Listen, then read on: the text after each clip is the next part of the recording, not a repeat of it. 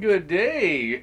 Sequels are very intimidating. Somehow you have to improve upon what came before without alienating the past fans by making it too different. So every time a sequel that comes out is actually good, well, that's a minor miracle. And one such minor miracle is Dead Space 2. Dead Space 2 was developed by Visceral Games and published by your buddy EA Games in 2011 for the PC, the version we're looking at today, the Xbox 360, the version I played way back in 2010, and the PS3. Dead Space 2 is a third-person survival horror game wherein you enter the boots of a one Isaac Clarke. Dead Space was an iteration of the then fairly recent Resident Evil 4 style of third-person shooter. In Resi 4, you had an over-the-shoulder camera with a laser sight on your gun for precision aiming. Dead Space 2 carries this on, only it seems like old Mr. Clarke has been hitting that gym, because now he is way less stiff than both Leon and his Dead Space 1 incarnation. In fact, that's pretty much what we can say about the whole of Dead Space 2.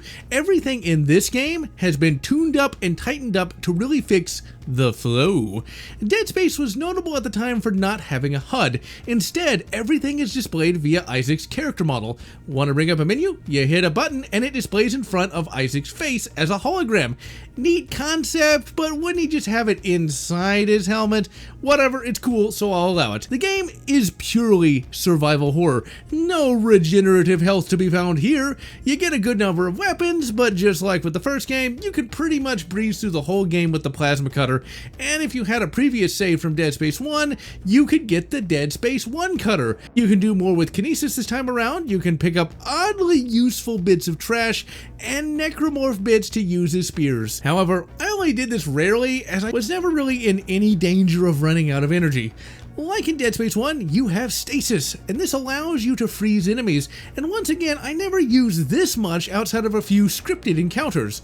The game has a couple of upgrade systems. You can upgrade your weapons and rig with power nodes, and make sure to keep at least one power node in your inventory at all times so that you can unlock loot rooms.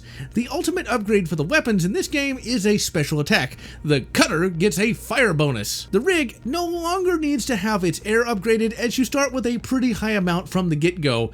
As you go through the game, you find blueprints for weapons and ammo and new rigs. And yes, the rig upgrades apply to all rigs that you collect. Each new rig will give you better damage resistance, a larger inventory, and look really bloody sexy. You have to buy the new rig along with health, ammo, and weapons at the store. This is a little silly, as you should just be able to hack it, but it's cool, so I'll allow it. When you buy a new rig, you enter a special rig room in the store. Not sure why, it's cool, so I'll allow it. The door shuts, an awesome sound plays, and Isaac Clarke steps out, and the helmet Iron Man's around his head. Sex-y. Isaac Clarke now has a face. In the first game, helmet stayed on, but when he takes it off in this game, we don't find a Boba Fett or a Halo Chief hampered by trash tier writing. Instead, we get a guy so bland, I wonder if he's a descendant of Desmond Miles from Ass Creed. His character isn't terrible, but he definitely is a bit uninspired. He is at least more assertive than Desmond from Ass Creed, and he has a generally less annoying personality than he might otherwise have. Well, at least until the third game, but we don't talk about that one. In Dead Space 1, he didn't talk, but he did express his thoughts in objective posts. Here, he can communicate verbally, as is the style of the day, and his VA work is pretty good. But man, does he remind me of Desmond sometimes. The Necromorphs from the first game return, and they get supplemented by a few new beasties. The Puker is, of course, the most annoying, and the Baby Bomb being the most edgy. Someone at Visceral really needs a hug, it seems. The grossest enemy in the game is an explosive mine that the devs like to hide in dark areas. If you got good headphones or speakers, it sounds really nasty. The most annoying enemy in the game is the Velociraptor. That's what it is. You can even get an achievement on the old 360 version called Clever Girl. They take forever to kill and require good timing. Although in one segment, you can literally just run past them. Speaking of difficulty, it's a little harder than Dead Space 1, but still pretty fair throughout. Spis has been made way better. Remember Iron Man? Well, you know, the old Robert Downey must have stopped off at Visceral Games, because instead of a really awkward contextual jumping mechanic like we had in Dead Space 1, we now got an Iron Man styled flight mode for Zero-G, and it works so very well and is a major improvement to the Zero-G maneuvering. The game this time around takes place on a space station, and so the levels are bigger and more impressive. Funny enough, we do get to return to the Ishimura.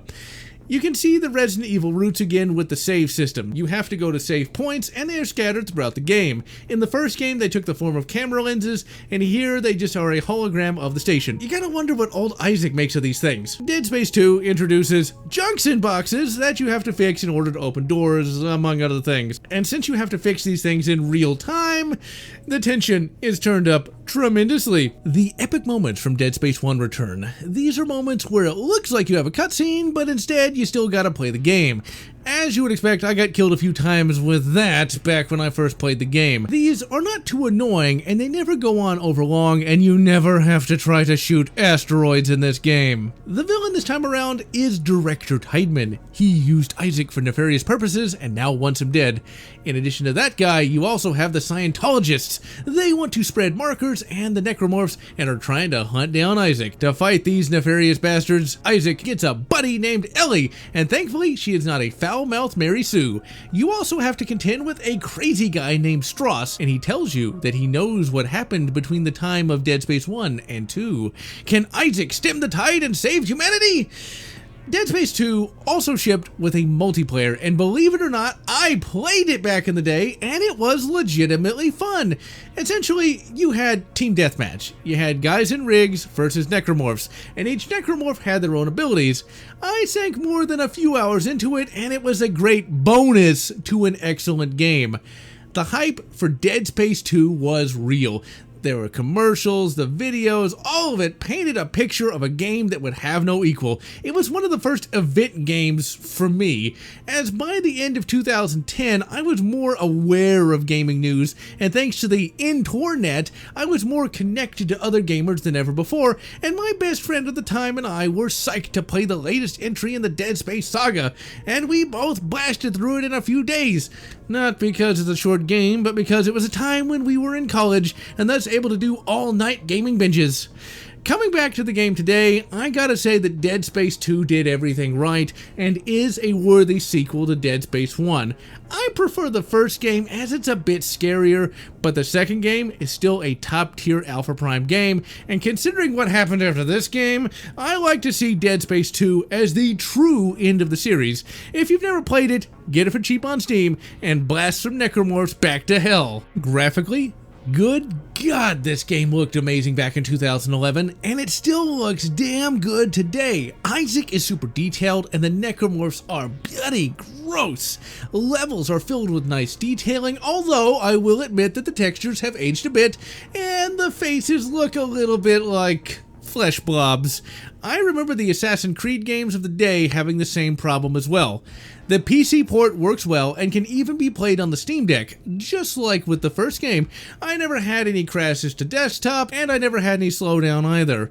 I played this version of the game with the same 360 controller that I played the 360 version with, and everything on the PC controlled just as well as it did on the console. Sound design is 100% amazing. The blasts sound great, the epic moments are thunderous, and the Necromorphs sound nice and squishy and nasty. Cool bit, just like in the first game, is how in Zero Atmosphere there is no sound, but for Isaac's breathing, it really makes for some harrowing content. Music is either non-existent or not really memorable, unfortunately. At the end of Dead Space 1, Isaac had killed the Necromorph hive mind and escaped on a shuttle, only to find his Psycho X had stowed away on the shuttle and then fade to black. We return to Isaac a few years later, and he has no more idea of what happened to him than we do. He gets broken out of a psych ward by Richard B. Schurtenstein. That doesn't even survive the first 5 seconds of the game. Eventually, you escape, get a plasma cutter, and make yourself some soup. Some Necromorph soup, that is. It's just, giblets, guts, and goop. Classic gaming songs aside, you gotta deal with two sets of psychos.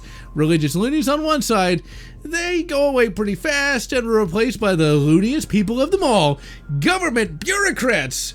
Director Tideman wants you dead because he used you to make more markers because they hold the key to unlimited energy. The game never explains this, or if it does it in a really poor way. The game implies that humanity used up all the resources in the galaxy. Ha!